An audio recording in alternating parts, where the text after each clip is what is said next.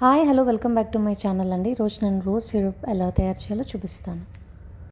So rose పెటల్స్లో మనం 1 glass of water add చేసుకొని, అలాగే ఒక హాఫ్ బీట్రూట్ నేను చూపిస్తున్నాను కదా పీసెస్ సేమ్ యాజ్ యూజువల్గా అదే వేసుకొని మనం స్టవ్ మీద ఒక మీడియం ఫ్లేమ్లో ఒక 15 మినిట్స్ పాటు బాగా మరిగించాలండి. సో అవి బాగా మరిగిన తర్వాత మనం ఆ వాటర్ని అయితే స్ట్రెయిన్ చేసుకోవాలి, ఫిల్టర్ చేసుకోవాలన్నమాట.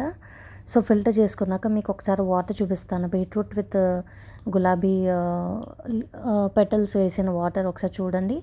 సో ఇందులో నేను ఒక హాఫ్ కేజీ షుగర్ అన్నది యాడ్ చేస్తున్నాను. సో కొంచెం తీగపాకం వచ్చే వరకు మీరు మీడియం ఫ్లేమ్లో చేసుకోండి. సో అలా అయిపోయిన తర్వాత రోజ్ సిరప్ మనకు రెడీ అయిపోయింది. ఇది మీరు ఫ్రిడ్జ్లో స్టోర్ చేసుకోండి.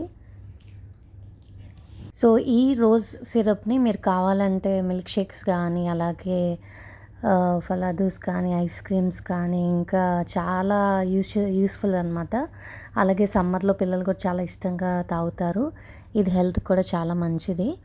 సో డెఫినెట్గా ఈ సిరప్ మీకు నచ్చుతుందని ఎక్స్పెక్ట్ చేస్తున్నాను. Please to subscribe my channel. Thanks for watching.